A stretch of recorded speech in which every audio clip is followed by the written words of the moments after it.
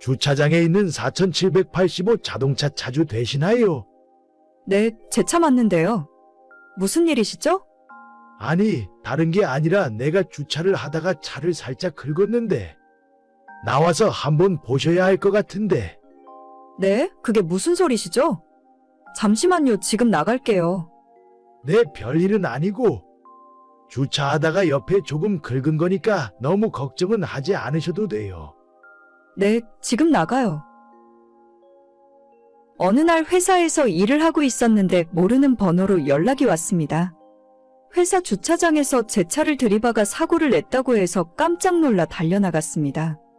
나가보니 제 차 조수석 쪽이 엄청 찌그러져 있었고 문짝은 아예 열리지도 않더라고요. 너무 황당했는데 사고를 낸 당사자가 누군지 확인하니 우리 회사 거래처의 과장이었고 20대 나이에 제가 달려나갔더니 위아래로 슬쩍 보고는 은근슬쩍 말을 놓는 겁니다. 조금 기분이 나쁘긴 했지만 저보다 나이도 훨씬 많은 사람이고 일하면서 자주 마주치게 되는 사람이라 그냥 일이 커지는 걸 원하지 않았어요. 차 수리비나 제대로 받으면 그만이라 생각했고 일단 서로 업무가 바빠서 나중에 다시 이 문제에 대해 이야기하기로 했습니다. 아까 사고 났던 차주인데요. 제 차는 어떻게 수리하면 될까요? 센터에 입고할까 하는데 보험 처리해 주실 건가요? 보험 처리? 아니, 무슨 이 정도 사고로 보험 처리를 해달라고 그러시나? 어차피 서로 하루 이틀 보는 사이도 아닌데 그냥 내가 수리비 줄 테니까 덴트 잘하는 집에 맡기는 게 어때? 찌그러진 곳은 펴고 살짝 부분 도색 정도 하면 30만 원이면 끝나겠구만. 제가 한 번도 사고 나본 적이 없어서 그런 건 잘 모르겠어요. 일단 공식 센터를 들어가던 카센터를 찾아가 보던 해야 할 것 같은데. 이 사람 참 일을 복잡하게 만들려고 하네. 어쨌든 나는 보험 처리는 못 해주니까 정 그러면 카센터라도 한번 가보던가. 가서 견적 받아놓고 다시 연락해. 일단 그렇게 할게요. 저희 아버지가 잘 아는 카센터가 있다고 하니까 일단 거기로 가서 맡기도록 하겠습니다. 괜히 이상한 곳 가서 수리비 뻥튀기 시킬 생각은 하지 말고. 내가 이쪽으로는 완전 빠꼬마거든. 그게 무슨 소리시죠? 우리 아버지가 거짓말이라도 하신다는 말씀이세요? 아니, 그런 의미는 아니고 경험이 없다고 하니까 걱정돼서 그러는 거지. 아무튼 견적 얼마 나오는지 알아보고 연락해. 이 사람이 저를 알면 얼마나 안다고 자꾸 반말하는 것도 짜증이 났어요.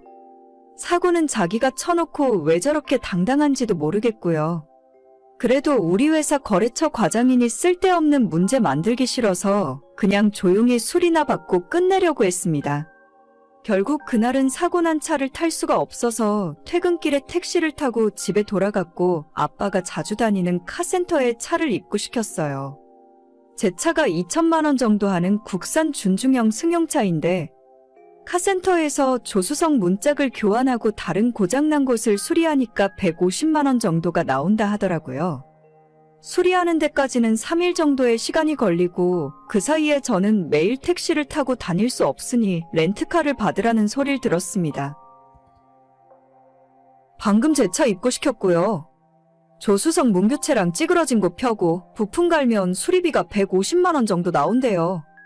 그리고 수리하는데 3일 걸려서 저는 그동안 렌터카 타고 다닐 생각이거든요. 이것까지 전부 현금으로 입금을 해주실 건가요? 뭐? 150만 원? 거기에 렌터카까지? 진짜 누굴 완전 호구로 아나? 아까 보니까 그 정도로 심하게 망가진 것도 아니더만. 무슨 소리세요? 문짝 안 열리는 것도 보셨잖아요.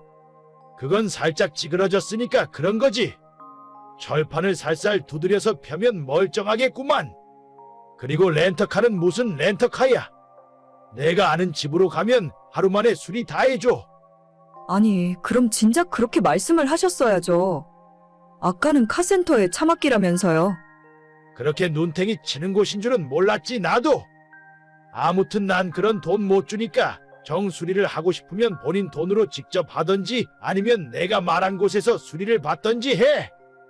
이거 젊은 아가씨라고 좋게 좋게 하려고 했더니 완전히 사람을 호구 취급하는구만. 저기요, 지금 제가 피해자잖아요. 지금까지 저한테 한 번이라도 미안하다고 사과라도 하신 적 있으세요? 저기요. 아가씨 몇 살인데 나한테 그렇게 함부로 말을 하는 거야? 그러고 내가 수리 안 해준다고 했어. 수리해준다고 했잖아. 그럼 됐지 뭔 사과를 해. 제가 몇 살인지 알아서 뭐 하시게요? 그럼 제가 하고 싶은 대로 진행할 테니까 나중에 보험 처리를 하던 맘대로 하세요. 보험 처리 못 해준다니까 왜 사람 말을 못 알아들어? 진짜 이 아가씨 좋게 말로 하려고 했더니 사람을 이상하게 만드네. 더 이상 이야기하고 싶지 않으니까 쓸데없는 소리 하지 마세요. 참나, 진짜 좋게 하려고 했더니 이 아가씨 안 되겠네. 결국 저는 아빠의 조언으로 차를 센터에서 다시 빼서 공식 센터로 가져갔습니다.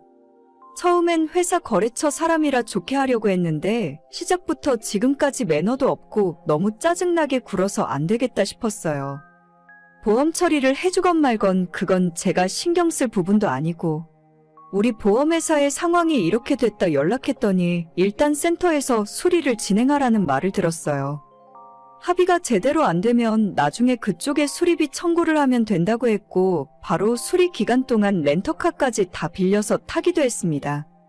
다음 날 출근했더니 제 차 사고 난 걸 회사 모든 직원들이 다 알고 있었고 우리 사무실 부장님이 저를 불러 자초지종을 묻더라고요. 그래서 그 사람이 제대로 처리를 안 해주고 저한테 이런 식으로 너무 무례하게 대하는 것 같아서 솔직히 기분이 좋진 않다고 이야기했더니 부장님이 카톡 대화 내용을 보시고는 바로 제 핸드폰을 들고 사장실로 들어갔습니다. 작은 회사라서 저희 부장님은 사장님과 친척 관계거든요. 괜히 나 때문에 일이 커지면 어쩌나 걱정하고 있었는데 30분도 안 지나서 사고를 냈던 상대방에게 바로 연락이 왔습니다. 안녕하세요. 어제는 제가 실례가 많았습니다. 저도 경황이 없어서 참 먼저 사과를 드렸어야 하는데. 네? 갑자기 무슨 소리세요? 아니요. 어제 제대로 사과를 못 드린 것 같아서요. 아무튼 그건 그렇고 차는 어떻게 수리하시기로 하셨는지 여쭤봐도 될까요? 어젠 저보고 알아서 하라고 하시더니 이제는 궁금해지셨나 보네요. 차는 공식센터에 입고시켰고 수리비로 250만 원 정도 나온대요. 저희 아버지가 아는 카센터보다 수리비는 더 비싸졌는데 괜히 제가 수리비로 속인다는 소리 듣고 싶지 않고 서로 확실한 게 좋잖아요. 아, 물론이죠. 그렇게 하셔야죠. 제가 렌터카 비용까지 싹 다 책임지겠습니다. 지금 바로 보험 처리 신청해놨고 접수번호 나오는 대로 알려드리겠습니다. 그냥 다 제 쪽에서 책임지고 해드릴 테니까 아무 걱정 안 하셔도 됩니다.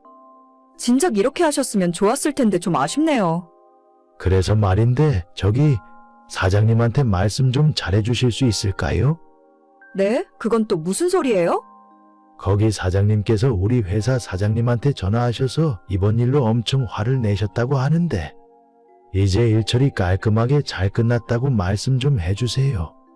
앞으로 저보고 회사 찾아오지 말라고 하시네요. 그건 제가 뭐라고 말씀드릴 수 있는 상황은 아닌 것 같아요. 사장님이 알아서 하실 문제이지. 그래도 어떻게 말씀 좀 잘해주세요. 제가 이번 일은 이렇게 다시 한번 사과를 드립니다. 요즘 일도 잘 안 풀리고 속이 답답한 게 많아서 저도 욱하는 마음에 말을 좀 이상하게 했던 것 같네요. 아, 네, 일단 알겠습니다. 보험 처리해 주신다고 했으니 앞으로는 이렇게 연락하실 필요 없으실 것 같아요. 네, 꼭 좀 말씀 부탁드릴게요. 한 번만 좋게 넘어가 주세요.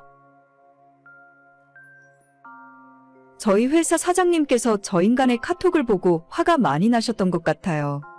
거래처 사장님한테 다이렉트로 전화를 걸어서 그쪽은 운전도 똑바로 못하는 사람을 왜 남의 회사에 보내서 사고를 치냐고 화를 내셨고 그래서 일이 이 지경까지 커지게 되었더라고요. 그쪽 회사 사장님이 당장 제대로 보험 처리해주라고 화를 내셨고 덕분에 보험 처리 다 받고 렌터카 비용까지 받을 수 있었어요. 저야 그냥 제 차를 수리받고 상대 보험사에서 차량 보상금을 조금 받은 걸로 끝이지만 그 이후로 저 싸가지 없는 인간 대신 다른 사람이 우리 회사에 방문하더라고요. 돈도 얼마 안 들고 조용히 끝낼 수 있는 일을 입방정을 떨어서 심각하게 만드는 것도 하나의 재주가 아닐까 하는 생각이 들었습니다. 오늘의 사연은 여기까지입니다. 구독과 좋아요, 알람 설정은 많은 힘이 됩니다. 다들 행복하시고 좋은 하루 되세요.